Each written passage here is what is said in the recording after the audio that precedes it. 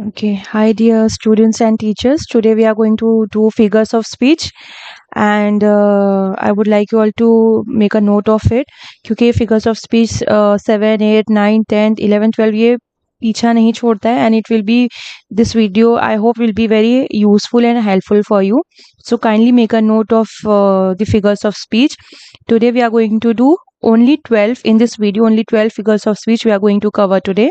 And one more thing, if you would like to have a one-to-one personal coaching, you can contact me on this email ID, which is nargissheikh97@yahoo.in. Okay, now let's quickly begin.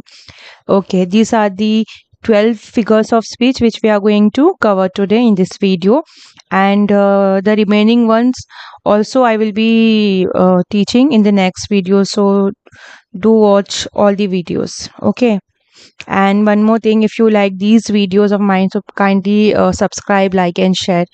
So it would motivate me to, make such videos more. Okay, now first one is Cynic Doke. Different people pronounces it differently. इसे साइनिक डोचे बोलता है, अलग अलग तरीके से pronunciation करते हैं. So I would pronounce it as synecdoche. तो ये सिनिक डोके फिगर्स ऑफ स्पीच क्या है? A figures of speech where this is a figures of speech where a part represents the whole. और टू टाइप्स के synecdoche होते हैं, एक तो part to whole and whole to part. ये आपको लिखने मतलब लर्न करने की ज़रूरत नहीं है, बट फॉर योर अंडरस्टैंडिंग ये मैंने इसका डेफिनेशन और इसका एक्सप्लेनेशन लिखा है कि फिगर्स ऑफ स्पीच सिनिक डोके होता क्या है. ओके, जैसे कि हमको कुछ रिप्रेजेंट करना है तो हम स्पेसिफिकली उसका नाम नहीं लेंगे, पर एज अ होल उसको रिप्रेजेंट करेंगे. जैसे कि यहाँ पर एग्जाम्पल है व्हील्स फॉर अ कार. मतलब अगर हमें कहना है, अगर स्टेटमेंट दिया है कि शी परचेज न्यू व्हील्स, तो व्हील्स मतलब उसने एक नया कार परचेज की है, तो हम कार नहीं यूज कर रहे, व्हील्स. अगर सेंटेंस में wheels for a car, wheels she had purchase new wheels ऐसा कुछ दिया है तो मीन्स कार की जगह व्हील्स यूज किया गया है, तो दैट वुड बी सिनिक डोके. और आपको फिगर्स ऑफ स्पीच आंसर कैसे लिखना है? आपको फिगर्स ऑफ स्पीच का आंसर नीचे लिखना है कि सिनिक डोके, ठीक है, and like car is denoted by the term wheel, ठीक है. देन अगर कोई स्टेटमेंट में ऐसा दिया है आपका कि many hands together made the work easier या इजी, तो हैंड्स मतलब बहुत सारे वर्कर्स, तो वर्कर नहीं यूज किया रहेगा स्टेटमेंट में, हैंड्स. तो हमको समझ जाना है कि हैंड्स की बात हो रही है, मतलब बहुत सारे वर्कर्स. कभी कभार ऐसा भी दिया जा सकता है स्टेटमेंट में कि there were many boots on the ground, they were doing marching या मार्च पास. तो boots on the ground means there were many soldiers. Okay, तो बूट्स मतलब सोल्जर्स को डिनोट किया जा रहा है बूट से. Okay, now let's look at few more examples over here. The White House announce. See, White House announce, इसका मतलब क्या? व्हाइट हाउस ने अनाउंस किया, इसका मतलब ये है, इन मतलब हिडन मीनिंग ये है, this refers to the US government. ये आपको ब्रैकेट में नहीं आपको लिखना है, बट ये अगर स्टेटमेंट ऐसा दिया रहेगा it means figures of speech यहाँ सिनिक डोके है. मतलब व्हाइट हाउस ने अनाउंस किया, इसका मतलब क्या कि व्हाइट हाउस का क्या कुछ फेस है, मुंह है कि वो अपने मुंह से बोले? नहीं, व्हाइट हाउस अनाउंस मतलब कि यूएस गवर्नमेंट ने कुछ अनाउंसमेंट किया, ठीक है. The bench gave the decision, bench ने डिसीजन दिया, मतलब यहाँ बेंच मतलब रेफर्स टू जजेस, यहाँ जजेस की बात की जा रही है, ठीक है. The brains solve the tough problem, तो ब्रेन्स से मतलब क्या है यहाँ पर? इट रेफर्स टू पीपल और intelligent people, you can say. मतलब समझ में आ रहा है आपको कि स्पेसिफिकली हम नाम नहीं लिया जाता है, पर एज अ होल कभी कभार रिप्रेजेंट किया जाता है या एज अ पार्ट उस चीज को, ठीक है. He has 3 mouths to feed, मतलब 3 मुंह है, उसे फीड करने हैं उसे. तो इसका मतलब ये भी हो सकता है कि 3 बच्चे हैं, 3 डिपेंडेंट मेंबर्स है, ठीक है. स्पेसिफिक नहीं दिया है, बट यहाँ रेफर किया गया 3 माउथ्स. किसके माउथ? डिपेंडेंट मेंबर जो होंगे उसके, ठीक है. ये क्लियर है सिनेक डोके. Now let's move on to another figures of speech which is euphemism. Euphemism का मतलब है ना, जहाँ माइल्ड, पोलाइट और indirect words are use instead of harsh words. Okay, मतलब हम डायरेक्टली नहीं बोलते हैं यहाँ पर, प्यार से, एक हम बोलते हैं ना मीठे में शुगरी कोट करके बोलते हैं ताकि सामने वाले को बुरा ना लगे, ठीक है. सी, ही पास्ड अवे लास्ट नाइट, तो इसका मतलब क्या कि ही डाइड. तो अगर डाइड बोलेंगे तो हो सकता है कि सामने वाले के लिए बहुत अच्छा साउंड नहीं करेगा, हार्श साउंड करेगा. तो क्या बोला गया? ही पास्ड अवे लास्ट नाइट, मतलब बहुत एक दुखद चीज को बहुत प्यार से बोला गया यहाँ पर. She was let go from her job, मतलब उसको जॉब से जाने दिया गया. तो इसका हिडन मतलब क्या है कि फायर्ड, उसको निकाल दिया गया है, ठीक है. अगर सपोज अगर हम उसको बोले डायरेक्टली कि तुम्हें जॉब से निकाल दिया गया, तो हो सकता है उससे काफी बुरा लगा हो। Now they are senior citizens. अगर सपोज हमें किसी को बोलना है कि बस या ट्रेन में कोई खड़ा है, तो हम ऐसे नहीं बोलेंगे कि ये ओल्ड पीपल है, उन्हें बैठने, तो हो सकता है वो लोगों को बुरा लगे, तो we will say they are senior citizen, please let them sit. मतलब एक माइल्ड फॉर्म में हम चीजें बात करेंगे, ठीक है। He is a special child, तो हम इसे मेंशन क्या किया जा रहा है, इज अ स्पेशल चाइल्ड, मतलब वो एक डिसेबल चाइल्ड है, पर उसको एक्सेप्शनल चिल्ड्रन भी बोल सकते हैं, स्पेशल चिल्ड्रन भी बोला जाता है, ताकि डिसेबल बहुत हार्श साउंड करता है।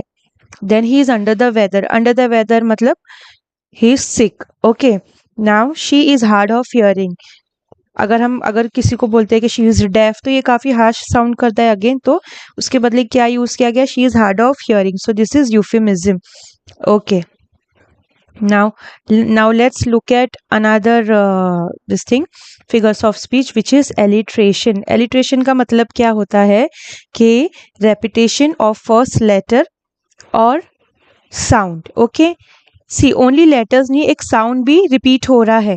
Initial consonant sounds of neighbouring words are repeated. Consonant किसे कहते हैं बच्चों, ए ई आई ओ यू वॉवेल्स होते हैं, तो ए ई आई ओ यू को छोड़ के जितने भी रिमेनिंग अल्फाबेट्स हैं उनको कॉन्सोनेंट कहा जाता है।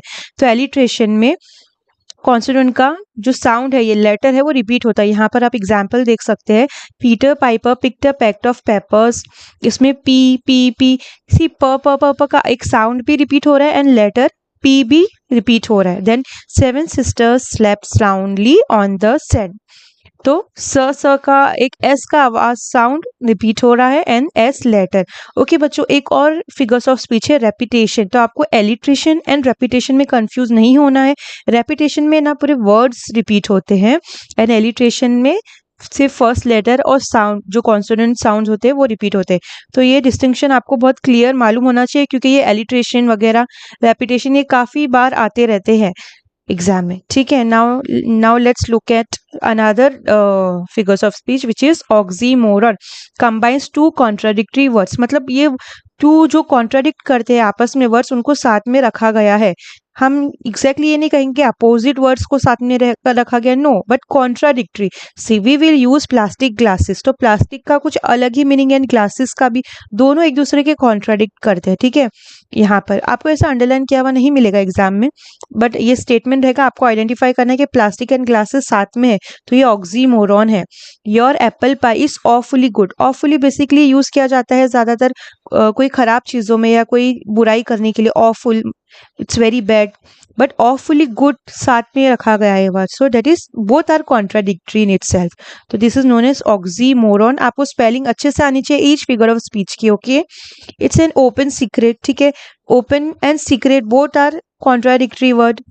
Then the play was tragic comedy. Tragic basically जो दुखद चीजें होती है उन्हें कहा जाता है ट्रेजिक, तो कॉमेडी के साथ इसको प्लेस किया गया है। Then the couple seem to have a love hate relationship. Love and hate को साथ में, मतलब वो सुनने में ही एकदम कॉन्ट्राडिक्ट करे ये स्टेटमेंट्स, ठीक है, that is known as oxymoron, ठीक है। Now let's move on to another figures of speech which is antithesis. See the opposite ideas are placed side by side, ठीक है। एक आइडियाज है, जो अपोजिट आइडियाज है वो साइड बाय साइड प्लेस किया गया है। बेसिकली अगर आप ये ऑक्सीमोरॉन में देखोगे तो यहाँ पे अपोजिट वर्ड्स हम कह सकते हैं या कॉन्ट्राडिक्टरी वर्ड्स एक दूसरे के बाजू में रखा गया है, बट यहाँ पर एंटीथीसिस में अपोजिट आइडियाज, ठीक है, साइड बाय साइड रखा गया है। Man proposes, God disposes, proposes and God disposes both are opposite words. He promise wealth and delivered poverty, मतलब उसने वेल्थ प्रॉमिस किया था और पॉवर्टी डिलीवर करके गया, तो wealth and poverty both are opposite idea. See words नहीं कह रही हूँ बच्चे लोग, एंटीथेसिस में idea side by side place करे गए हैं। Better to resign in hell than serve in heaven. See hell and heaven, आप लोग कंफ्यूज मत होना एंटीथेसिस में एंड ऑक्सीमोरॉन में, okay. United we stand, divided we fall, so united and divided both are opposite, then stand and fall again they are opposite, ठीक है। is this clear? Now let's move on to another figures of speech which is apostrophe. make sure you know the spelling properly, ठीक है। so apostrophe का meaning क्या होता है, okay। now apostrophe, wait, okay तो यहाँ पर जो डिफरेंस है ऑक्सीमोरॉन में, जो कॉन्ट्राडिक्टरी या opposite words side by side रखे गए, और एंटीथेसिस में आइडियाज है जो अपोजिट है वो साइड बाय साइड रखे गए। एपोस्ट्रॉफी बेसिकली आप ऐसे याद रखना कि एपोस्ट्रॉफी एक बंदा है जो थोड़ा दिमाग से चैलेंज है और वो नॉन लिविंग थिंग्स से बात करता है। तो ऐसे मैं खाली आपको याद करने के लिए एक इजी ट्रिक बता रही हूँ। बेसिकली इसका मतलब क्या है, talking to non living, addressing to someone absent, dead और non human as if they are actually present. चलो हम एग्जाम्पल्स देखते हैं। इसका मतलब ये है कि हम किसी से बात करें जो प्रेजेंट नहीं है या जो नॉन लिविंग है। तो एग्जाम्पल्स यहाँ हम देखते हैं, जैसे कि ब्लो विंड्स ब्लो, मीन्स हवा को बोला जा रहा है कि ब्लो हो। ठीक है, हवा तो नॉन लिविंग है। Then O death where is thy staying, O time why do you fly so fast, come on trousers you have to fit me. Basically कई बार भी हम लाइफ में अपनी एपोस्ट्रॉफी यूज करते हैं। फॉर एग्जाम्पल अगर कुछ हमें टाइट हो रहा है हमारे कपड़े, तो हम क्या बोलते हैं, नहीं तुझे आना पड़ेगा, तुझे ये पैंट फिट होनी पड़ेगी, पैंट तू फिट हो जा मुझे, ठीक है।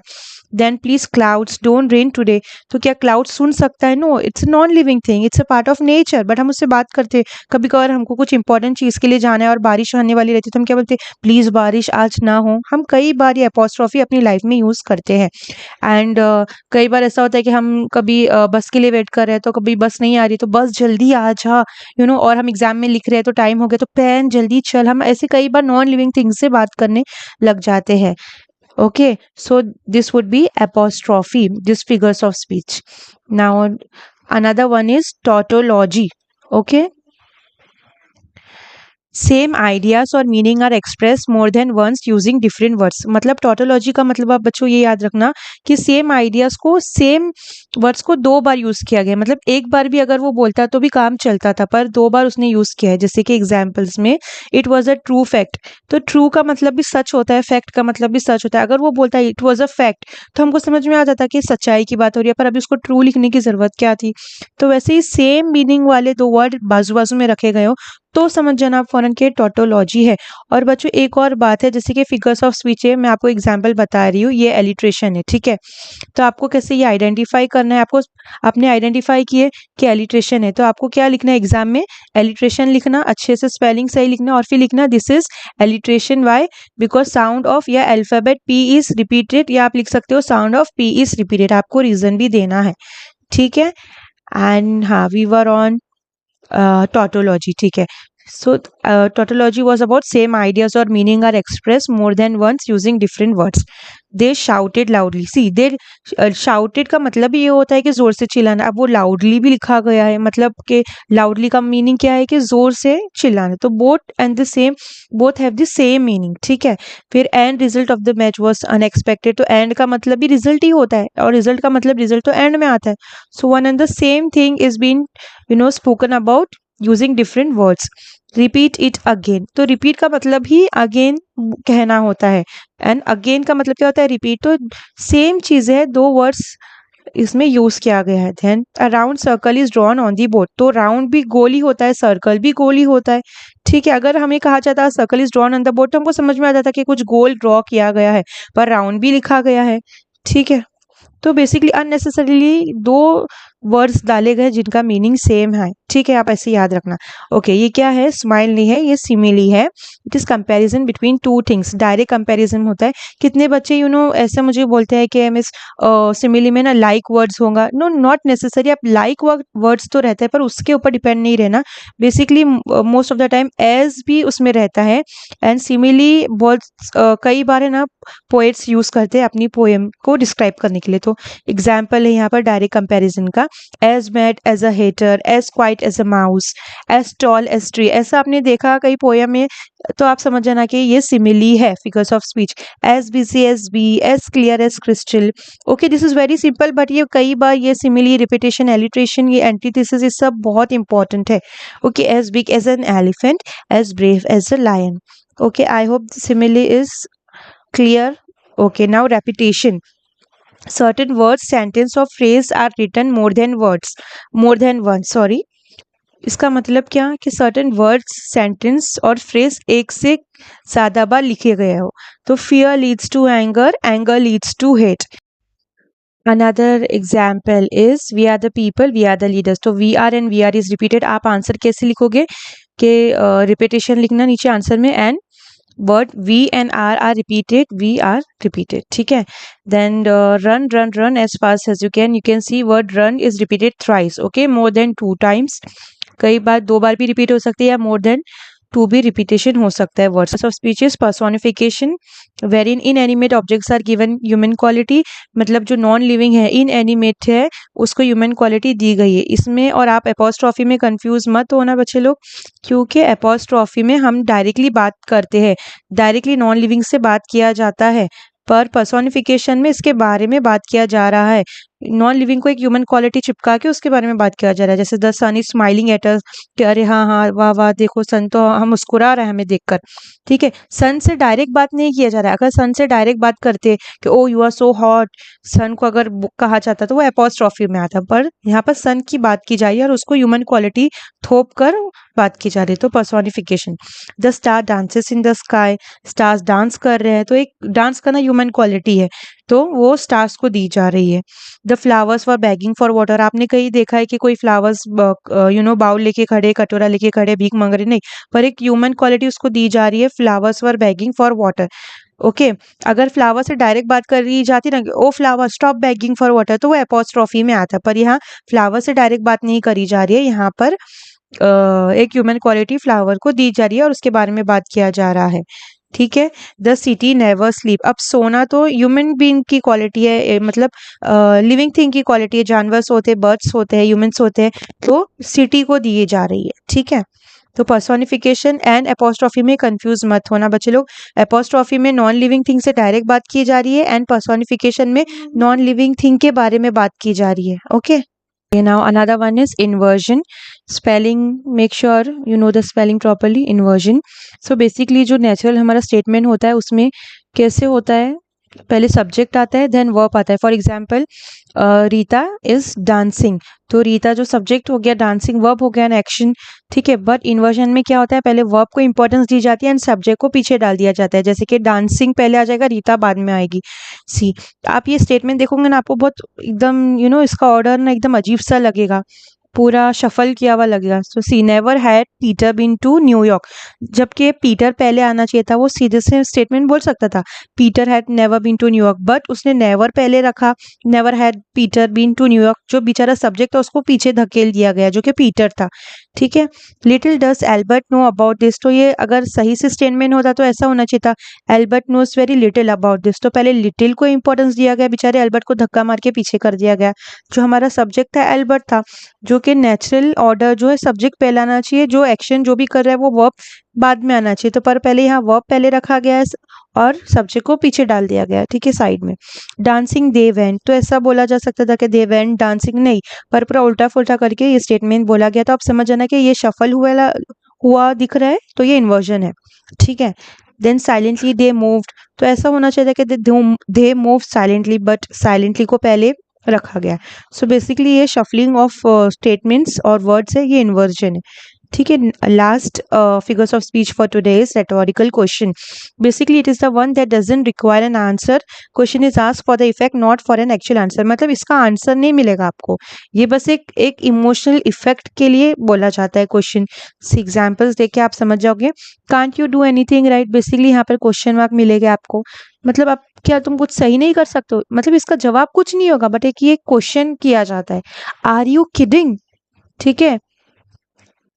Why not, are you crazy, इसका येस और नो या इसमें कुछ आपको आंसर नहीं मिलेगा, बट एक ये स्पेसिफिकली क्वेश्चन एक इफेक्ट के लिए, इम्पैक्ट के लिए, ठीक है। आर यू ऑल राइट, जिसे हम बोलते हैं ना कि तुम अपने होश में तो हो, आर यू डन, हो गया तुम्हारा, ठीक है। And last one, last example is can you imagine that, can you imagine that, with an emotion we say, तो ये rhetorical question है।